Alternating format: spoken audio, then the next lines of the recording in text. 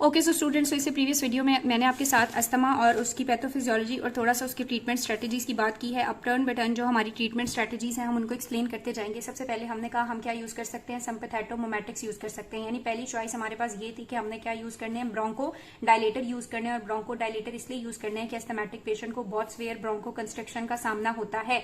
Bronco dilator में पहली choice ये है कि हम क्या यूज कर सकते हैं, सिम्पैथेटोमिमेटिक्स यूज कर सकते हैं। क्या यूज करेंगे, सिम्पैथेटोमिमेटिक्स यूज करेंगे।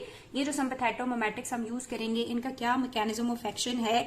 जितनी भी ड्रग्स होंगी, जो भी हमने सिम्पैथेटोमिमेटिक के तौर पे ड्रग देनी है, अभी मैं आपको बताऊंगी कि कौन सी ड्रग्स देनी है। ये सारी की सारी ड्रग जाके बीटा 2 एगनिस्ट के तौर पे एक्ट करती हैं। ठीक है, क्या करती हैं, बीटा 2 एगनिस्ट के तौर पे एक्ट करती हैं। जब ये बीटा 2 एगनिस्ट के तौर पे एक्ट करती हैं तो ये रिसेप्टर के ऊपर, बीटा 2 रिसेप्टर के ऊपर जाके लगती हैं और साइक्लिक ईएमपी के लेवल्स को इनहेंस करती हैं। ठीक है, कैटसन से मैं एक डायग्राम आपको एंड पे दिखाऊंगी, वहां पे इन सब के मैकेनिज्म ऑफ एक्शन आपको कलेक्टिवली नजर आएंगे। साइक्लिक ईएमपी के लेवल जब ज्यादा होते हैं तो स्मूथ मसल्स रिलैक्स हो जाते हैं। ठीक है, क्या होता है, साइक्लिक ईएमपी के लेवल ज्यादा होते हैं और स्मूथ मसल की क्या स्टार्ट हो जाती है, रिलैक्सेशन। जब स्मूथ मसल रिलैक्स होते हैं तो जो ब्लड वेसल है वो डायलेट कर जाती है। ठीक है, ब्लड वेसल क्या करती है, डायलेट करती है, ब्लड फ्लो इंक्रीज होता है उस तरफ और यूं पेशेंट के जो ब्रोंको कंस्ट्रिक्शन या दम घुटने वाले साइन एंड सिम्टम्स होते हैं वो थोड़े कम हो जाते हैं। अब वो ये कह रहा है कि ये जो सिम्पैथेटोमिमेटिक ड्रग्स हैं, यानी जो बीटा 2 को या बीटा को एगनाइज करेंगी जाके, वो ना सिर्फ साइक्लिक ईएमपी के लेवल बढ़ा के रिलैक्सेशन करती हैं बल्कि साथ में और भी काम करती हैं। और क्या काम करती हैं कि अगर ब्रोंको कंस्ट्रिक्शन रिलीज हो रहे हैं मास्ट सेल से, ठीक है, ब्रोंको कंस्ट्रिक्शन की जो रिलीज होनी है मास्ट सेल से उसको भी इनहिबिट कर देते हैं।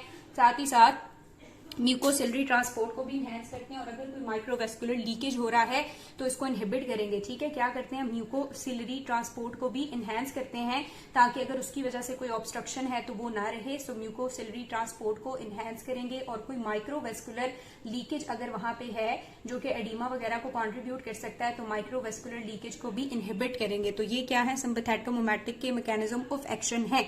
अब ये जो सिम्पैथेटोमिमेटिक हमने ड्रग्स देनी है, बीटा एजेंट्स देने हैं, इनके अंदर कौन कौन से एजेंट्स हम दे सकते हैं। तो इसके अंदर हम 3 तरह की चॉइसेस हैं हमारे पास। ठीक है, या तो हमने प्रॉपर बीटा 2 सेलेक्टिव एगनिस्ट देने हैं। बीटा 2 सेलेक्टिव एगनिस्ट हम उन लोगों को देंगे जिनके हार्ट के ऑलरेडी कोई प्रॉब्लम है, उन्हें हम डायरेक्टली जो बीटा एगनिस्ट है वो नहीं देंगे, क्योंकि अगर हमने सिर्फ बीटा एगनिस्ट दे दिए तो वो जाके बीटा 1 पे भी एक्ट करेंगे, बीटा 2 पे भी। अगर नॉन सेलेक्टिव दिए, जब वो बीटा 1 पे एक्ट करेंगे तो क्या होगा,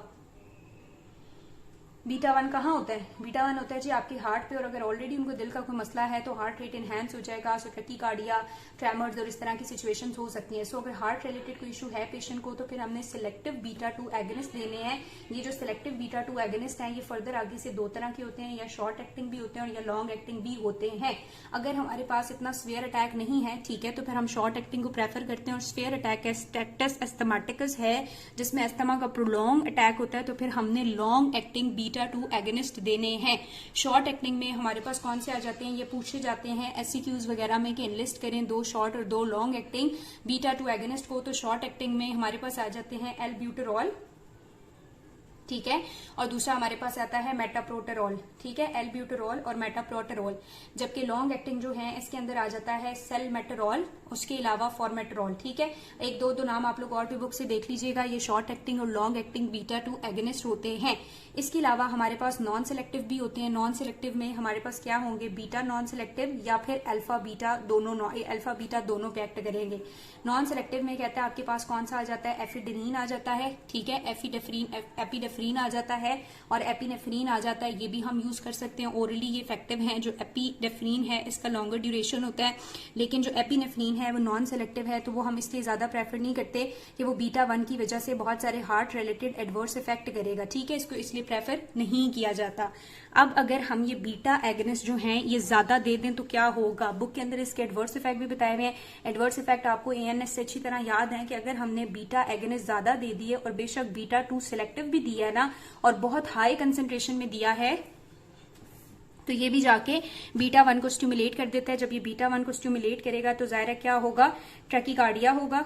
ठीक है, ब्लड प्रेशर भी रेज करेगा, कार्डियक आउटपुट भी रेज करेगा और लेटर ऑन कंडीशंस में क्या भी हो सकते हैं, ट्रेमर्स भी हो सकते हैं। सो टैकीकार्डिया ट्रेमर्स और इरिथमियाज जो हैं ये साइड इफेक्ट हैं किसका, बीटा एगोनिस्ट का, अगर हमने इनको बहुत ज्यादा दे दिया। ठीक है जी, एडवर्स इफेक्ट आपको बहुत ज्यादा अच्छे एएनएस में भी मिल जाएंगे। अब ये जो ब्रोंकोडायलेटर हैं इनमें एक तो हम सिंपैथेटोमिमेटिक्स दे सकते थे, दूसरी चॉइस मैंने आपको बताया था कि क्या होती है, मिथाइल जेंथीन होती है। मिथाइल जेंथीन बेसिकली सीएनएस स्टिमुलेंट है, ठीक है, लेकिन इसको यूज किया गया अस्थमा के अंदर भी। क्यों यूज किया गया अभी हम बात करते हैं। कहता है मिथाइल जेंथीन जो है, अगर हम इसके सोर्सेस की बात करें तो इसके कंपाउंड हमें टी में भी मिलते हैं, कॉफी में भी मिलते हैं और कोका में भी मिलते हैं। ठीक है, कोका, ठीक है। उसके बाद कहता है जो टी के अंदर मिलता है वो थियोफाइलिन है, और यही थियोफाइलिन जो है वो क्लिनिकली और थेराप्यूटिकली यूज किया जाता है। कॉफी के अंदर हमें क्या मिलता है, कैफीन मिलता है, जो कि लोग आदतन यूज करते हैं, नहीं करना चाहिए। और जो कोका है उसके अंदर हमें थियोब्रोमीन मिलता है। क्या मिलता है, थियोब्रोमीन मिलता है। ये जो थियोफाइलिन है इसको थेराप्यूटिकली प्रेफर किया जाता है एस्थमेटिक पेशेंट के अंदर। अब क्यों प्रेफर किया जाता है, इसका क्या मैकेनिज्म ऑफ एक्शन है, तो आपने याद रखना है कि ये जो थियोफाइलिन है, हाँ, ये जो थियोफाइलिन है ये क्या करता है, ये फॉस्फोडाइस्ट्रेज E4 को इनहिबिट कर देता है। जब ये फॉस्फोडाइस्ट्रेज E4 को इनहिबिट करता है ना, तो नॉर्मली क्या है कि ये जो फॉस्फोडाइस्ट्रेज E4 होता है ये नॉर्मली क्या कर रहा होता है, साइक्लिक AMP को तोड़ रहा होता है और किस में कन्वर्ट कर रहा होता है, AMP में इसको कन्वर्ट कर रहा होता है। लेकिन अगर हम ये इसको इनहिबिट कर देंगे तो ये इनहिबिट हो जाएगा, तो साइक्लिक AMP की डिग्रेडेशन नहीं होगी, साइक्लिक AMP के लेवल बढ़ेंगे। जब साइक्लिक AMP के लेवल बढ़ते हैं तो आपके पास जो स्मूथ मसल्स है वो क्या होते हैं, रिलैक्स होते हैं। सो स्मूथ मसल की रिलैक्सेशन की वजह से क्या प्रोड्यूस हो जाएगी, ब्रोंकोडायलेशन, और यही तो हम चाहते थे। ठीक है जी, सो ब्रोंकोडायलेशन होगी। उसके बाद कहता है जिस तरह सिम्पैथेटोमिमेटिक के और काम थे, तो इसका काम सिर्फ स्मूथ मसल को रिलैक्स करना नहीं है, बल्कि साथ ही साथ ये एडिनोसिन को भी एंटागनाइज करता है, ब्रोंकियल साइड पे भी और नॉन ब्रोंकियल साइड पे भी एडिनोसिन भी ब्रोंको कंस्ट्रक्टर है। ठीक है, उसको एंटागनाइज कर देता है, तो ब्रोंको डायलेशन हो जाती है। ना सिर्फ ये बल्कि इसके एंटी इन्फ्लेमेटरी रोल भी है। अब एंटी इन्फ्लेमेटरी रोल इसके किस तरह से हैं, उसके लिए वो एक्सप्लेन करता है कि ये क्या करता है कि आपके पास जो हिस्टोन्स होते हैं ना डीएनए के अंदर, हिस्टोन, उनकी डीमिथाइलेशन करता है। जब हिस्टोन की डीमिथाइलेशन हो जाएगी तो आगे हमारे पास जो डीएनए की ट्रांसक्रिप्शन होनी है वो नहीं होगी, ट्रांसक्रिप्शन नहीं होगी, तो जो इन्फ्लेमेशन करने के लिए मेडिएटर्स वगैरह चाहिए, प्रोटीन इन नेचर होते हैं, वो मेडिएटर्स नहीं बनेंगे। जब वो नहीं बनेंगे तो इन्फ्लेमेशन जो है वो नहीं होगी। ठीक है, क्योंकि इन्फ्लेमेशन के लिए मेडिएटर्स का होना तो बहुत जरूरी है। हेंस प्रूव हुआ कि इसके एंटी इन्फ्लेमेटरी रोल भी हैं। तो क्या समझ आई कि मिथाइल जेंथीन जो कि टी से मिलता है, थियोफाइलिन इनहिबिट करता है फॉस्फोडाइस्ट्रेज 4 को, स्मूथ मसल को रिलैक्स करता है, एडिनोसिन को भी इनहिबिट करता है और एंटी इन्फ्लेमेटरी रोल भी रखता है। अब ये जो थियोफाइलिन है, अगर हम इसके इफेक्ट्स की बात करें तो कैटजन के अंदर बताए हुए हैं, लेकिन इकट्ठे बता दिए। ठीक है, और लिपिन के अंदर इसके इफेक्ट्स को अलग अलग बताया। कहता है सीएनएस के ऊपर ही काफी ज्यादा इफेक्ट रखता है। अब देखो थियोफाइलिन आपको कहां से मिलता है, क्या बात की हमने,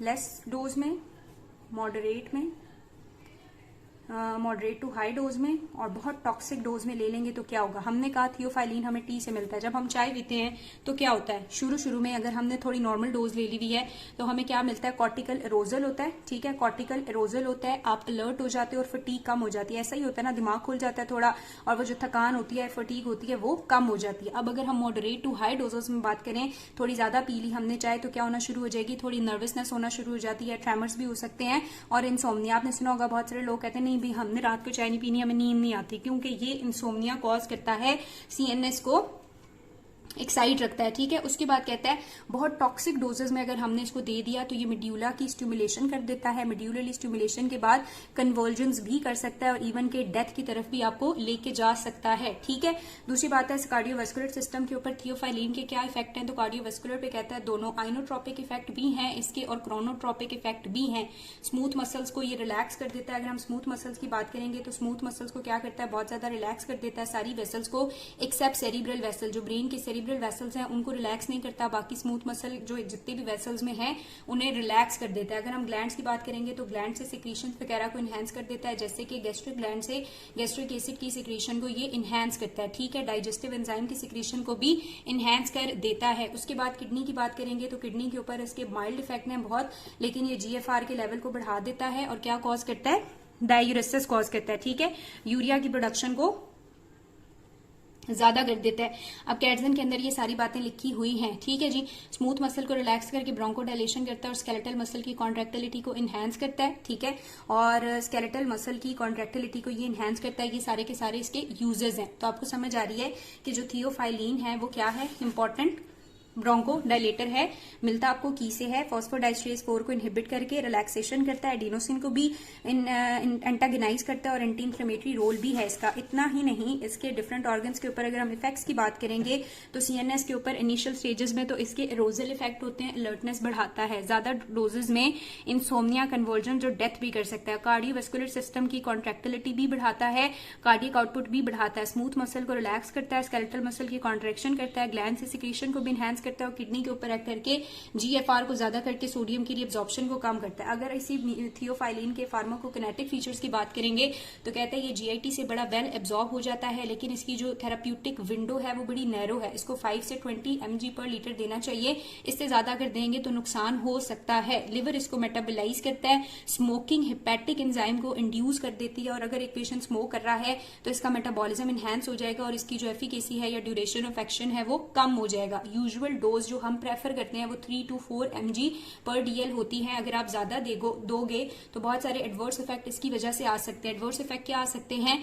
एनोरेक्सिया हो सकता है, ठीक है, नोजिया हो सकता है, वॉमिटिंग हो सकती है, एब्डोमिनल डिस्कम्फर्ट होता है, हेडेक होती है, एंजाइटी हो सकती है और बहुत हाई डोजेस में दे दिया तो सीजर्स हो सकते हैं, एरिथमियाज हो सकते हैं और इवन के डेथ भी हो सकती है। तो ये बात होगी सारी की सारी किसकी? मिथाइलजेंथीन की। अब ब्रोंको डायलेटर का जो आखिरी पोर्शन था, ब्रोंको डायलेटर में हमने क्या पढ़े? सिम्पैथेटोमिमेटिक पढ़े, दूसरी बात है मिथाइलजेंथीन पढ़ लिया और तीसरा हम क्या दे सकते हैं? एंटी मस्क्यूरैनिक दे सकते हैं, ठीक है। सो एंटी मस्क्यूरैनिक को पढ़ेंगे तो कहता है ये जो एंटी मस्क्यूरैनिक होते हैं इनका मैकेनिज्म ऑफ एक्शन क्या है? ये एंटागनाइज कर देते हैं एसिटाइलकोलिन के इफेक्ट को ब्रोंक्यूल्स पे। एसिटाइलकोलिन नॉर्मली ब्रोंक्यूल पे ब्रोंको कंस्ट्रिक्शन करता था, जब ये इफेक्ट एंटागनाइज होगा तो वहां क्या शुरू हो जाएगी? ब्रोंको डायलेशन शुरू हो जाएगी। साथ ही साथ म्यूकस की प्रोडक्शन भी इनहिबिट हो जाएगी ताकि वहां पे जो वेसल्स है उनके अंदर, ब्रोंक्यूल्स के अंदर कोई ऑब्स्ट्रक्शन वगैरह ना हो। लेकिन एंटी मस्क्यूरैनिक एजेंट का जो ऑनसेट होता है वो थोड़ा स्लो होता है। ड्रग की बात करें तो एट्रोपिन बड़ी पावरफुल ब्रोंको डायलेटर है, जब इसे देते हैं तो बड़ी एक्सेसिव ब्रोंको डायलेशन होती है, लेकिन इसके एडवर्स इफेक्ट बहुत ज्यादा है तो इसको हम यूज नहीं करते और अगर करना भी पड़े तो अकेला नहीं करते, ठीक है। दूसरी बात है हम क्या यूज कर सकते हैं? एप्राट्रोपियम ब्रोमाइड, ठीक है, क्या यूज कर सकते हैं? एप्राट्रोपियम ब्रोमाइड, ये भी एंटी मस्क्यूरैनिक एजेंट है लेकिन इसके एडवर्स इफेक्ट बहुत कम है। इसको हम किसी बीटा 2 एगोनिस्ट के साथ कंबाइन करके एडमिनिस्टर करते हैं, ठीक है जी, बीटा 2 के साथ इसको करके एडमिनिस्टर करते हैं। तो यहाँ पे जो पहली इंपॉर्टेंट चीज थी ब्रोंको डायलेटर वो खत्म हो गए। सिम्पैथेटोमिमेटिक हम यूज करते हैं, सिलेक्टिव भी नॉन सिलेक्टिव भी, जिसमें हमने एल्ब्यूटेरॉल, मेटाप्रोटेरॉल, फॉर्मेटरॉल वगैरह आगे, नॉन सिलेक्टिव में एफडिरीन और एपिनेफ्रीन आ गया, ठीक है। मिथाइलजेंथीन में थियोफाइलिन और एंटी मस्क्यूरैनिक में एट्रोपिन भी कर सकते हैं लेकिन एडवर्स इफेक्ट ज्यादा है तो एप्राट्रोपियम ब्रोमाइड करते हैं। देखो इतनी आसान सी बात थी। अब दूसरा हमने डायलेशन कर ली। दूसरा पेशेंट को क्या था? इन्फ्लेमेशन थी और इन्फ्लेमेशन को अपोज करने के लिए मैंने आपको बताया हमने क्या देनी है? कॉर्टिकोस्टेरॉइड्स देनी है। क्या देनी है? कॉर्टिकोस्टेरॉइड्स देनी है ताकि हम इन्फ्लेमेशन को क्या कर सके? अपोज कर सके। सो इन्फ्लेमेशन को अपोज करने के लिए कॉर्टिकोस्टेरॉइड्स देते हैं। कहते हैं कॉर्टिकोस्टेरॉइड का मसल की रिलैक्सेशन के ऊपर कोई लेना देना नहीं है, ठीक है। बस कॉर्टिकोस्टेरॉइड क्या करते हैं कि वहां पे जो इन्फ्लेमेशन हो रही होती है उस इन्फ्लेमेशन को कम करते हैं। बहुत ज्यादा फिजियोलॉजी में हमने पढ़ा कि कॉर्टिकोस्टेरॉइड इन्फ्लेमेशन को किस तरह से कम करेंगे। चलो जी, ये लाइट का यार बड़ा इशू है। अच्छा हम क्या पढ़े थे? हम ये पढ़े थे कि जो कॉर्टिकोस्टेरॉइड्स हैं अगर ये हम देते हैं तो ये इन्फ्लेमेशन को रिड्यूस करते हैं। अब कॉर्टिकोस्टेरॉइड इन्फ्लेमेशन को किस तरह से कम करते हैं? हम सबको बताया कॉर्टिकोस्टेरॉइड जो है ये जो वहां पे इन्फ्लेमेशन के लिए सबसे पहले आपको क्या चाहिए? वेजोडाइलेशन चाहिए होती है, तो ये उस वेजोडाइलेशन को कॉर्टिकोस्टेरॉइड इनहिबिट कर देते हैं। दूसरी बात है वहां से सेल्स जो है वो माइग्रेट होते हैं और इंजरी वाली जगह पे आते हैं, फेगोसाइटोसिस वगैरह करते हैं, तो ये उन सेल की WBCs की माइग्रेशन वगैरह को भी ब्लॉक कर देते हैं। जो इकेनोसाइड है या प्रोस्टाग्लैंडिन है या ल्यूकोट्राइन है जो इन्फ्लेमेशन को फर्दर प्रोसीड करते हैं तो कॉर्टिकोस्टेरॉइड उनको भी इनहिबिट कर देते हैं। सो इस तरह से काम करके कॉर्टिकोस्टेरॉइड क्या करते हैं? इन्फ्लेमेशन को इनहिबिट कर देते हैं, ठीक है। सो एंटी इन्फ्लेमेटरी के तौर पे हम क्या यूज कर सकते हैं? कॉर्टिकोस्टेरॉइड्स को यूज कर सकते हैं। उसके बाद वो कहता है कि जो कॉर्टिकोस्टेरॉइड्स हैं ये आपके पास 3 फॉर्म्स में आ सकते हैं। ये आपके पास जो है वो ओरल फॉर्म में भी होते हैं, इंट्रावीनल फॉर्म में भी होते हैं और नेजल या इनहेलेशनल फॉर्म में भी होते हैं। ओरल फॉर्म में जो हमारे पास होता है वो प्रेडनिनोसोलॉन होता है, ठीक है। ओरली हम क्या देते हैं? प्रेडनिनोसोलॉन देते हैं। इंट्रावीनियसली हम दे सकते हैं मिथाइल प्रेडनिनोसोलॉन और नेजली हम क्या दे सकते हैं? बेक्लोमेथासोन वगैरह। उसके बाद वो कहता है कि अगर आपने ओरल वाले दिए हैं तो ओरल की अगर ज्यादा दे दिया तो ओरल की वजह से जो एडवर्स इफेक्ट आने हैं वो क्या आ सकते हैं? ओरल की वजह से एड्रीनल सप्रेशन हो सकती है और एड्रीनल ग्लैंड की जब सप्रेशन होती है तो बहुत सारी जो सिंथेसिस है वो रुक जाएंगी। क्यों एड्रीनल सप्रेशन होती है? जब बाहर से ग्लूकोकॉर्टिकॉइड दे रहे हो तो एड्रीनल ग्लैंड से जो नॉर्मली ग्लूकोकॉर्टिकॉइड बनते हैं वो नहीं बनेंगे, ठीक है। तो एड्रीनल ग्लैंड की सप्रेशन हो सकती है। उसके अलावा हमारे पास ऑस्टियोपोरोसिस शुरू हो सकती है, आंखों के अंदर कैटरेक्ट हो सकता है। और अगर हम इनहेलेशनल जो है वो बहुत ज्यादा दे देंगे तो इनहेलेशनल क्योंकि आपके गले में जाके लगता है तो वो इरिटेशन कर सकता है, हॉर्सनेस ऑफ वॉइस कर सकता है, बहुत ज्यादा कफिंग कर सकता है, ड्राई माउथ कर सकता है और इस तरह की कुछ कॉम्प्लिकेशन जो है वो इन कॉर्टिकोस्टेरॉइड्स के साथ होंगी। तो समझ आ रही है ना, कॉर्टिकोस्टेरॉइड्स जो है वो क्यों देंगे एस्थमेटिक पेशेंट को, क्योंकि इनकी एंटी इन्फ्लेमेटरी प्रॉपर्टीज होती हैं। नेक्स्ट ट्रीटमेंट, अब हमने ब्रोंकोडायलेशन भी कर लिया, कॉर्टिकोस्टेरॉइड्स भी दे दिए, तो नेक्स्ट चीज पे हम क्या कर सकते हैं,